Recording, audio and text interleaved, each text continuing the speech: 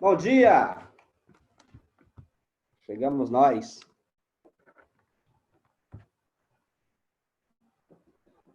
Bom dia, gente. Meu Deus. Bom dia. Gritando aqui. A pessoa não responde do outro lado. Galera, nós vamos falar de fontes de energia. Tá vendo aí? Fonte de energia. Muito bom. Cadê meu compartilhamento de tela aqui? Poderoso. Eu não vou passar slides para vocês hoje, porque eu passei a madrugada fazendo um negócio muito legal. Eu não estou achando agora, por sinal. Espera aí. Já sei. Tem que abrir aqui, eu acho. Aí.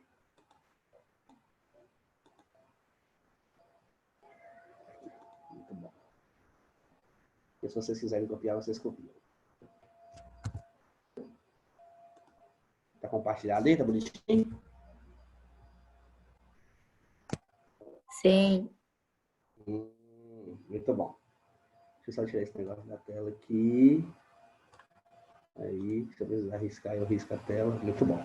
Vamos falar de matriz energética, galera. Todo mundo me ouvindo bem? Bonitinho? Certinho? Então vamos lá. Primeira coisa. Matriz energética é diferente de energia elétrica. Energia elétrica é aquela coisa que você põe um dedo na tomada e você toma um choque. Matriz energética são lugares de onde você tira energia, não necessariamente somente energia elétrica, outros tipos de energia. Que outros tipos de energia? Petróleo, o combustível do seu carro, o calor que faz as caldeiras das siderúrgicas funcionarem, todos os tipos de energia que um país, que uma região, que o mundo usa, vão sair de alguma matriz, de algum lugar que vai fornecer essa energia. Então, matriz energética é diferente de energia elétrica. Para efeito comparativo, a energia elétrica brasileira, a fonte predominante da energia elétrica é uma fonte renovável. As usinas hidrelétricas e a fonte de energia a nossa principal matriz energética é uma fonte não renovável. Eu estou olhando aqui que isso aqui me traiu, ó. Isso aqui me traiu, porque na hora que eu fiz aqui a bagaça, aqui o negócio deu errado. Isso tá errado aqui. Coisa, que chato. Isso aqui não é aqui. Cadê, gente? Eletricidade está desse lado aqui, galera. Me perdoe, porque na hora que eu fiz as duas colunas, ela veio para cá e eu não vi. Por que eu não estou conseguindo riscar minha tela? Porque eu tenho que riscar aqui. Peraí que eu vou consertar aqui. Fiquei chateado agora nesse momento. Aqui. Não é aqui, é aqui. É hidrelétrica também, eu coloquei eletricidade. Me perdoem, isso não vai repetir. Hidrelétrica, dá para entender lá na frente, vocês vão entender. Então, a gente tem matrizes energéticas diferentes. A gente tem fontes de energias renováveis. Subiu a tela?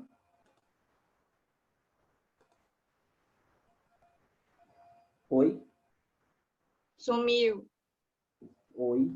O que está acontecendo no Brasil? Peraí que eu vou voltar. Vocês estão vendo o quê, afinal de contas? Você. Tá. E agora? A tela, né? Tá. É porque aconteceu o que eu queria agora. Só para aparecer esse ladozinho pequeno aqui, ó. Então, hidrelétrica, galera, ó, me perdoe. No final que eu fiz as colunas aqui, eu escrevi errado aqui, eu fiz as colunas aqui, apareceu errado. Mas a gente vai ver lá embaixo, lá. Então, a gente tem as fontes de energias não renováveis, aquelas que não se renovam, e as fontes de energia renováveis. As não renováveis são principalmente de materiais fósseis, fossilizados, carvão mineral, petróleo, gás natural, energia nuclear. As renováveis é as hidrelétricas, que faltou aqui, a energia solar, a energia eólica, as biomassas, as geotérmicas também. Eu não coloquei geotérmica aqui porque o Brasil não tem, e a gente vai falar principalmente das matrizes energéticas brasileiras. Para que a gente precisa de tanta energia? A energia faz parte daquele conceito de infraestrutura que um país precisa para se desenvolver, né? Então, o consumo de energia ele vai se ampliar muito após a Revolução Industrial, porque as máquinas consomem muita energia, e aquilo tudo que vocês já sabem, de consumir produtos, as pessoas virem morar nas cidades, você vai ter mais produtos que precisam de mais energia. Então, a partir da Revolução Industrial e do processo de urbanização, a gente vai ter ampliação pela demanda de energia. Aí todos os tipos de energia, inclusive energia elétrica, mas também o combustível, também as energias para fazer as usinas funcionarem, porque você vai comprar mais produtos, então você vai precisar de mais energia nessas fábricas, nessas indústrias. Né? Esse conceito de energia, de carvão mineral, tal, a gente vai estudar quando fala do meio ambiente, de novo, porque tem um impacto muito grande no meio ambiente, pós-revolução industrial, tal. Mas, enfim, matrizes renováveis e matrizes não renováveis, acredito que isso seria fácil para vocês. O aumento, a ampliação da demanda de energia pós-revolução industrial. Então, qual é a matriz energética brasileira? A gente tem um predomínio de fontes não renováveis, né?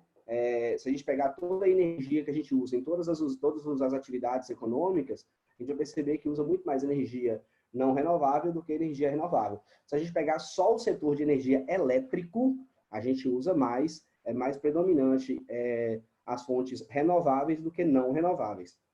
Tranquilo? Então, vamos muito bem. Então, vamos lá. As fontes não renováveis de energia do Brasil. A primeira fonte é o carvão mineral. O carvão mineral, galera, ele é a fonte de energia mais abundante no planeta inteiro. A gente tem muito carvão mineral disponível. É um material que a gente vai encontrar em áreas continentais. Como que é o carvão mineral brasileiro? O carvão mineral brasileiro, ele vai ser relativamente em pouca quantidade e com qualidade ruim. Como assim qualidade ruim? Assim, o carvão mineral, ele é dividido em 4 tipos diferentes. A gente vai ter o carvão tipo tufa, tipo lignito, tipo rúlia e tipo antrácito. Por que esses carvões minerais são classificados dessa forma? Eles são classificados de acordo com o seu poder calorífero, né? O primeiro é o não betuminoso, que chama, que é um carvão mineral seco. O segundo, que é o que a gente tem aqui, que é o tipo lignito, é um chamado de subbetuminoso, que é um pouquinho mais úmido. O betuminoso, que é a rúlia, ele é de melhor qualidade. E o antrácito, ele é melhor ainda, porque além das propriedades caloríferas, ele serve para usar em filtro, porque não absorve água. Então, Brasil, por que esses carvões são caracterizados dessa forma diferente? Vamos adiantar um processo geológico aqui. O carvão mineral, ele foi formado lá no período paleozoico, que teve muitas árvores. O carvão mineral, ele é resultado do processo de sedimentação de materiais orgânicos vegetais. Né? Os materiais vegetais vão dar origem ao carvão mineral. Então, o carvão mineral ele vai se classificar de acordo com a quantidade de carbono, né, nele. De acordo com a quantidade de carbono, ele vai ser classificado. Então, vai ser classificado desses quatro tipos aí que eu falei. Bacana? Então, a gente tem aqui o tipo tufa e o tipo lignito, que é o pior de todos e o menos pior de todos, que é o lignito. Muito bem. Onde que estão esses carvões? Principalmente na região sul. E lá no sul da região de São Paulo, que a gente vai ter essas fontes de carvões minerais aí no Brasil. Bacana? Principal tipo tufa, que possui baixo valor calorífero, e em menor quantidade de índice subbetuminoso. Ah, tá. Esse carvão tufa do Brasil, ele é muito aproveitado em usinas termoelétricas, né? A gente vai queimar esse carvão para produzir energia térmica, energia nas nossas usinas termoelétricas. Eu vou falar quando falar do gás lá, que é uma energia alternativa, né? É uma usina alternativa à energia elétrica. Um outro detalhe é que, como a gente não tem em grande quantidade, e a gente é um país industrializado, principalmente na região sul e sudeste, a gente precisa de importar carvão mineral. A gente importa muito da Argentina. Bacana? Estrategicamente, economicamente, é ruim, porque a gente vai importar um minério que a logística não é tão barata, porque é muito pesado, a gente demanda uma certa quantidade. Ambientalmente, pode ser que tenha algum ponto positivo, porque o carvão mineral, apesar de abundante, igual eu falei, apesar de um custo econômico relativamente baixo, ele tem um custo ambiental muito alto. Né? A queima do carvão ele vai gerar muitos problemas ambientais. Ele emite muitos resíduos para as camadas atmosféricas. Muito bem. Outra fonte de energia, o petróleo e o gás natural. O petróleo e o gás natural, ele é também resultado da sedimentação de material orgânico, só que aí diferente, né? A origem do petróleo, ela é diferente do carvão. Porque o carvão ele vai ser originado da sedimentação, da fossilização de materiais vegetais. Já o petróleo, ele é mais complexo, ele precisa de compostos orgânicos de animais também na sua composição. Então, o petróleo ele é formado posterior ao carvão mineral. ele é um composto mais complexo do que o carvão mineral, né? São os hidrocarbonetos, né, que formam o petróleo. Tanto o petróleo quanto o gás natural. O petróleo e o gás natural são encontrados nas mesmas regiões. Onde tem petróleo tem gás, onde tem gás tem petróleo.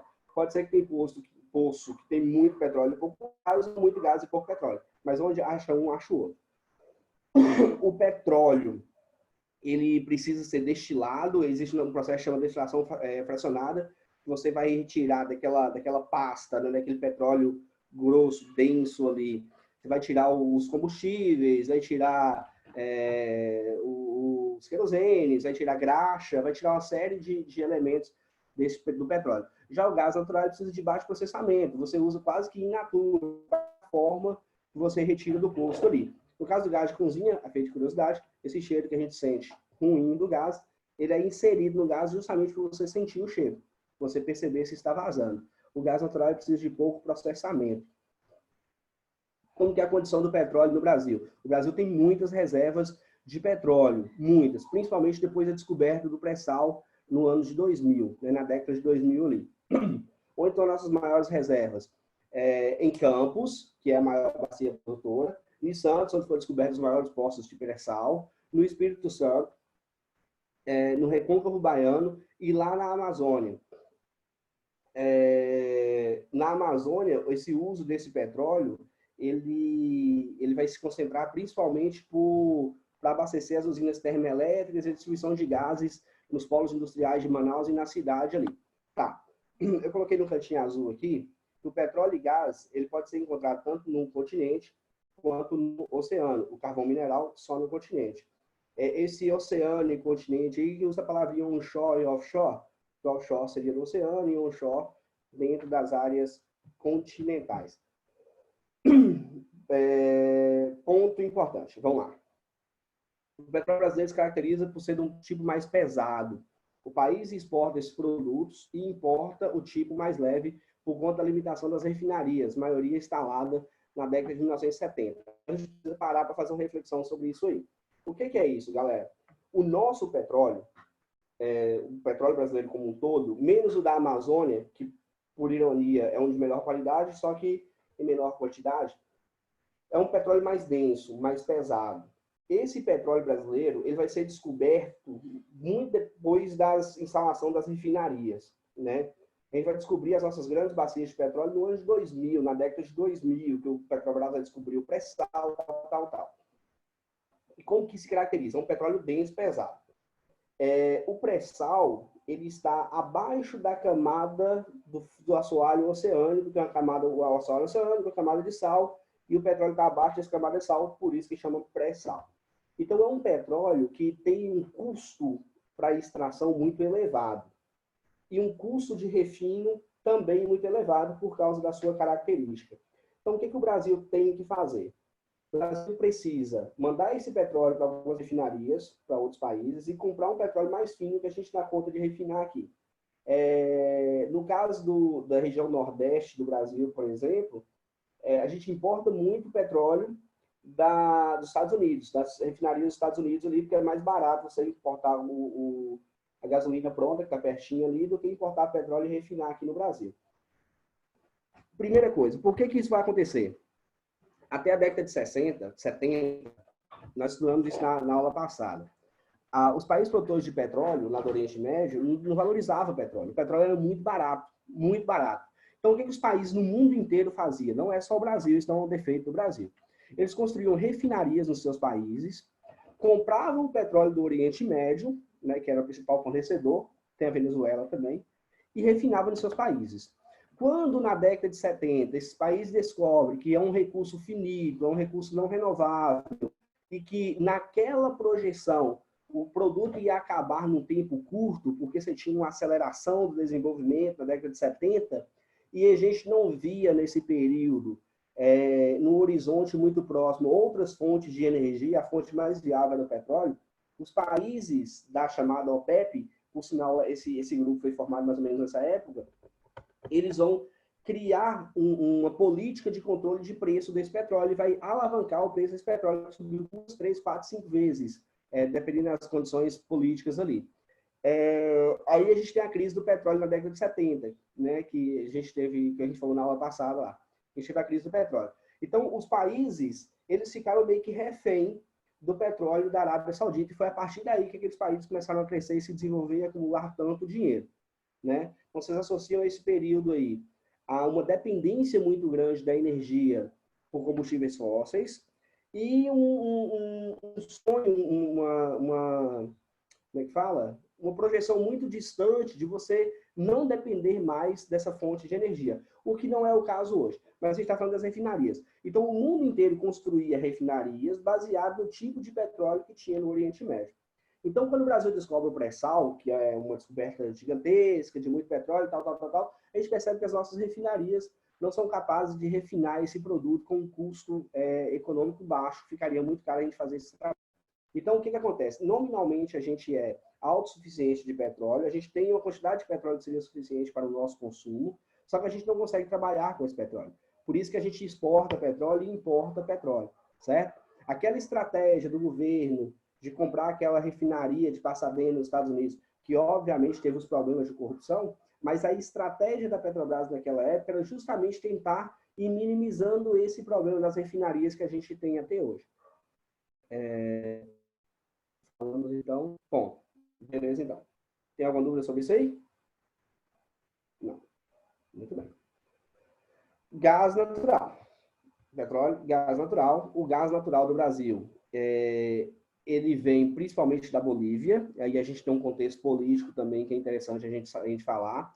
A Bolívia, ela é muito rica em gás natural, tem imensos depósitos de gás natural, imensas fontes de poços, fontes mesmo de gás natural. A Petrobras, que é uma empresa de expansão, né, uma empresa que atua em outros países, criou projetos, junto com as empresas bolivianas, de exploração desse gás natural para abastecer. Eu coloquei até um mapinha aqui para vocês ficarem ligados aqui. Abastecer usinas termoelétricas da região centro-oeste aqui e as indústrias do estado de São Paulo até o Rio Grande do Sul aqui. O que acontece? O presidente recém-eleito da Bolívia, chamado Evo Morales, o que ele vai fazer? Ele vai pegar essas obras que a Petrobras fez privadas no território boliviano e vai privatizar, vai estatizar, desculpa, ao contrário, vai estatizar, ou seja, vai tomar da Petrobras as refinarias de gás e vai transformar ela em empresas do Estado boliviano. No primeiro momento teve uma tretazinha, mas a gente sabe que o Evo Morales e o Nove Dedos lá, o Lulinha, eles tinham um vínculo ideológico muito grande, então rapidinho eles resolveram esse problema e a Bolívia continua fornecendo gás natural para o Brasil. E o Brasil começa a ter essa dependência de um gás que já não era mais a Petrobras que explorava, e sim o governo boliviano que vendia. Tá. E isso vai durar, essa relação de extrema dependência do gás brasileiro para o gás boliviano, vai durar muito, até 2010, mais ou menos, que é quando a gente começa a descobrir as nossas grandes reservas de gás natural também. Então, o Brasil, a partir de 2010, 2011, inclusive Cacimbas, aqui em Linhares, foi estratégico para isso, começa a descobrir grandes reservas de gás natural junto com o pré-sal e começa a depender menos desse gás boliviano. Então, a política de preço do gás boliviano ela começa a se alterar a partir das descobertas das nossas fontes aqui de gás natural. Bacana? Mas pode cair em provinha de vestibular aí sobre esse gasbol, que é o gasoduto Brasil-Bolívia, que vai abastecer essa região centro-oeste das indústrias termoelétricas aí, as indústrias de São Paulo e da região sul do Brasil. Muito bom. Outra fonte de energia que a gente tem no Brasil aqui, que é bem peculiar, bem interessante, são a energia nuclear. Tem um videozinho no YouTube, depois eu vou colocar para vocês, porque também serve para a aula de física, sobre como que se produz energia através dessas usinas nucleares. É muito interessante, é um videozinho de 2 minutos. Todo mundo vai ter paciência para ver isso aí. A energia nuclear foi muito utilizada no mundo, né? Quem não se lembra do ataque do acidente de Chernobyl, no Japão ainda tem usinas nucleares em operação. O problema da usina nuclear é muito relacionado ao lixo que ela produz, né? Após você usar o urânio ali enriquecido, você tem que dar uma destinação correta, porque vai virar um lixo radioativo.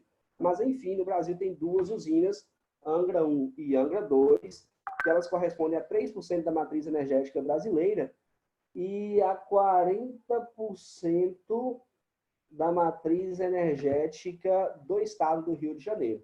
Aí tem uma usinazinha muito bonitinha chamada Angra 3, que começou a ser construída há 25 anos atrás e ninguém sabe se um dia vai terminar ainda. Né? Já foi alvo de corrupção, não é uma coisa nova no Brasil, esse processo de corrupção, o Angra 3 não ficou de fora. Bacana? Quando o Angra 3 entrar em operação, essa usina, essa energia nuclear, vai ser responsável por mais de 50% da energia do estado do Rio de Janeiro. Então, essas são as principais fontes de energia não renovável do território brasileiro. Bacana? Aí a gente tem aqui as fontes renováveis e as hidrelétricas, que eu esqueci de colocar, errei lá no início lá. Eu vou mandar isso aqui para vocês, mas vou mandar corrigido, obviamente, que eu não posso criar prova contra eu mesmo. Né? Enfim, as hidrelétricas vão responder a 61% da produção de energia elétrica no Brasil. Então, a nossa energia elétrica, a maior fonte é as usinas hidrelétricas, que é uma fonte de energia renovável. Ela é renovável, ela vai causar menos impacto no meio ambiente na sua produção, só que na implantação das usinas, elas vão provocar, sim, muitos impactos. Vocês estão vendo aqui do meu ladinho, aqui, ó, uma usina hidrelétrica aqui, que vai provocar muitos alagamentos na sua, principalmente nas que são feitas com tipo de barragem, com barrageamento, né? Por que a gente usa tanta energia hidrelétrica, galera? Por que a gente explora tanto essa matriz energética? Porque o território brasileiro tem um potencial hídrico muito grande. A gente tem duas coisas que são extremamente compatíveis para a gente usar esse tipo de energia. A gente tem um volume hídrico, um volume de rios muito grande, um volume fluvial muito grande, e a gente tem também rios chamados rios de planaltos, ou seja, rios com queda d'água, o que vai favorecer a produção dessa energia. Para quem não conhece, uma usina hidrelétrica ela vai aproveitar a queda d'água natural e vai fazer com que a água gire as turbinas ali, que por indução vai criar a energia elétrica. Bacana? As nossas duas principais que eu coloquei aqui é a de Itaipu, que é uma binacional, uma usina hidrelétrica dos dois países, de Paraguai e Uruguai, do Brasil e Paraguai. Essa usina, eu coloquei aqui, a maior usina com maior produção de energia do mundo. Vai ter ano que a Itaipu vai produzir mais energias, vai ter ano que a usina da China, de Três Gargantas, vai produzir mais energias. Isso varia um pouquinho também por causa das condições climáticas. A outra a outra usina que a gente tem é a de Belo Monte, no Pará, que é a maior usina brasileira. Eu falo brasileira porque a outra é do Brasil e do Paraguai. E a construção dessa usina de Belo Monte, ela teve diversas controvérsias. Ela é instalada lá no Rio Xingu, no Pará, e a inundação dessas usinas tiveram vários debates, vários questionamentos, porque você vai ter muitos impactos, né? No caso lá teve, toda usina vai ter muitos impactos, tanto ambientais quanto sociais. O que é o impacto ambiental que uma usina hidrelétrica vai criar? Primeiro, você vai alterar um curso natural, porque você vai criar um barrageamento nele. Você vai alagar as terras anterior a essa barragem. Se você vai alagar as terras, você vai ter que remover, muitas vezes, comunidades locais inteiras dessas regiões. Então, você vai ter um impacto tanto ambiental quanto um impacto social. Bacana? A princípio, ela fala assim, mas pô, a pessoa sai daqui, vai para ali, tá tudo certo, indeniza. A gente tem a mania muito peculiar de pensar assim, você recebe um dinheiro aqui, indeniza e tal. Mas quando você pega comunidades inteiras e vai remover essas pessoas de um lugar que viveu a vida inteira, tem gente que dá menos valor para dinheiro do que outras. Tem gente que não serve, que queria morrer naquele lugar. Imagina um velho de 80 anos, que já estava planejando sua sepultura do lado da sua casa. Você vai remover aquela pessoa dali. Então, você vai criar um impacto social relevante, considerável aí. Bacana? Eu coloquei aqui as usinas termoelétricas. Por que eu coloquei as usinas termoelétricas aqui? As usinas termoelétricas, elas podem ser uma fonte de energia quando não renovável. Porque se eu queimo carvão mineral, por exemplo, eu vou produzir energia com uma fonte não renovável. Mas se eu queimo bagaço de cana, eu vou produzir energia com uma fonte renovável. Mas as termoelétricas no Brasil, elas são usinas alternativas às usinas hidrelétricas. você não tem essas usinas funcionando a todo vapor o tempo todo. Quando é que eu vou usar as termoelétricas? Quando eu tenho problemas, principalmente climáticos, porque as usinas hidrelétricas, elas funcionam com rio, certo? Quando eu tenho uma seca muito intensa, igual ocorreu em 2017, eu não vou conseguir produzir energia na minha capacidade, talvez até mínima. Eu vou conseguir vou ter uma subprodução de energia. Então, eu preciso acionar as minhas termoelétricas para eu abastecer o país com energia elétrica, certo? Qual é o problema das usinas termoelétricas? Eu tenho dois problemas. Eu tenho um custo ambiental elevado, porque eu vou queimar alguma coisa, seja combustível fóssil, seja bagaço de cana, por exemplo, e eu vou ter um custo econômico muito maior. O custo dessa energia térmica ela é muito maior do que o custo da energia hidrelétrica. É por isso que a gente paga aquelas bandeirinhas amarelas, as bandeirinhas vermelhas na nossa conta de energia, é para compensar esse custo mais elevado dessa energia. Bacana? Energia eólica e solar, que eu coloquei no mesmo grupinho aqui, por quê? São fontes de energias alternativas, são fontes de energia renovável que causa baixíssimo impacto ao meio ambiente, impacto muito pequeno, né? No caso da energia eólica, vai causar um impacto menor do que a energia solar, porque a área de implantação ela é menor do que a da energia solar. E são são fontes de energia que no Brasil está começando a ser explorado de maneira mais intensa. Em países europeus, na própria China, você já tem uma busca por alternativa de energia de maneira muito mais desenvolvida do que no caso do território brasileiro. E por que você busca essas alternativas de energia? Para você não ficar na dependência do combustível fóssil, lá do Oriente Médio, que você sabe que um dia pode acabar se continuar usando do jeito que está. Então, por isso que eu enfatizei várias vezes que na década de 70 a gente não tinha a perspectiva de energias alternativas e hoje a gente tem.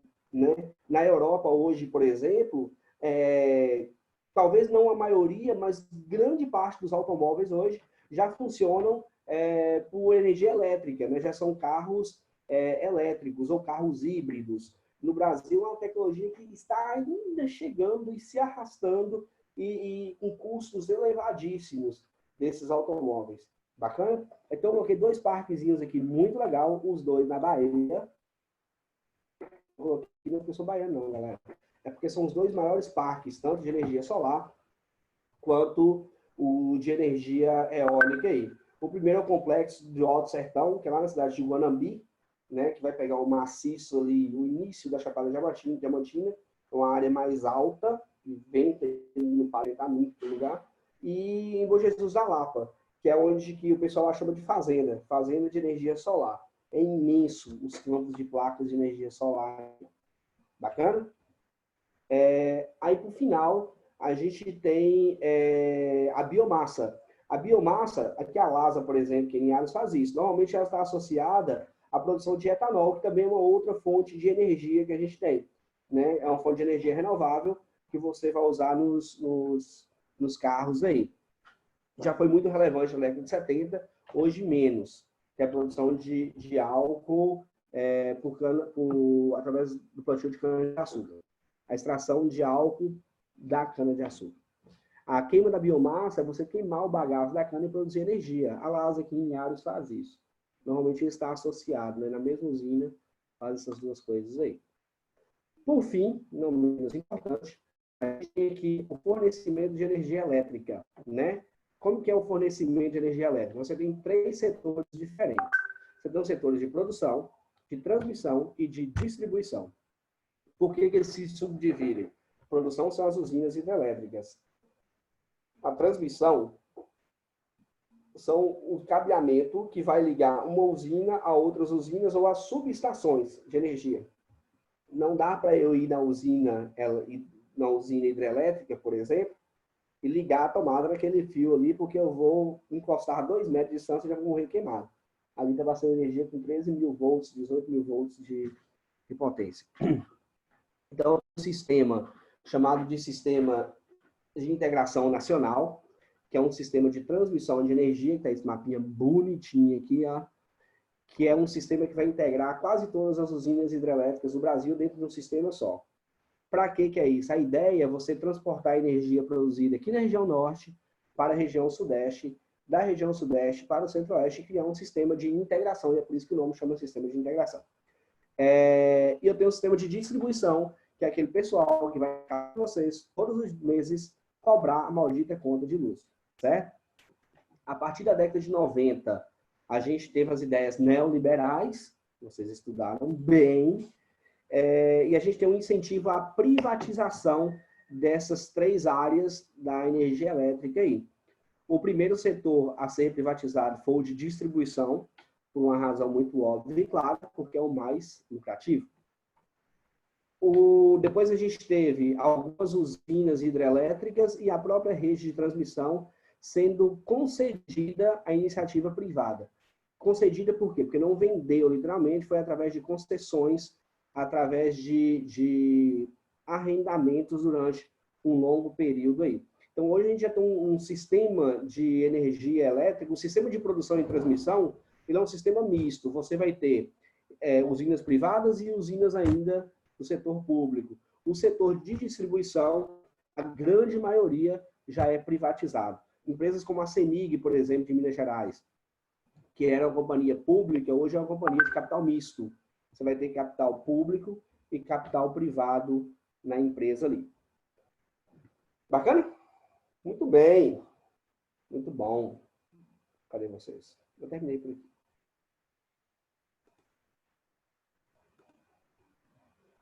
Cadê? Galera, alguma pergunta? Pessoal? Oi? Tá vivo? Todo mundo? Oi?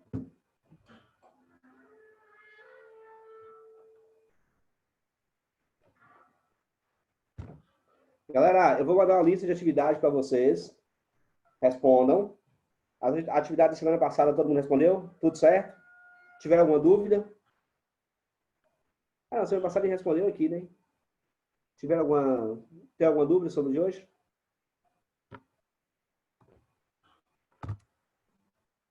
Tranquilo, então. Eu vou consertar o material que eu fiz errado e vou mandar para vocês. Se vocês puderem, anotem os tópicos, porque vai ser importante para vocês e vocês vão ser cobrados por isso aí.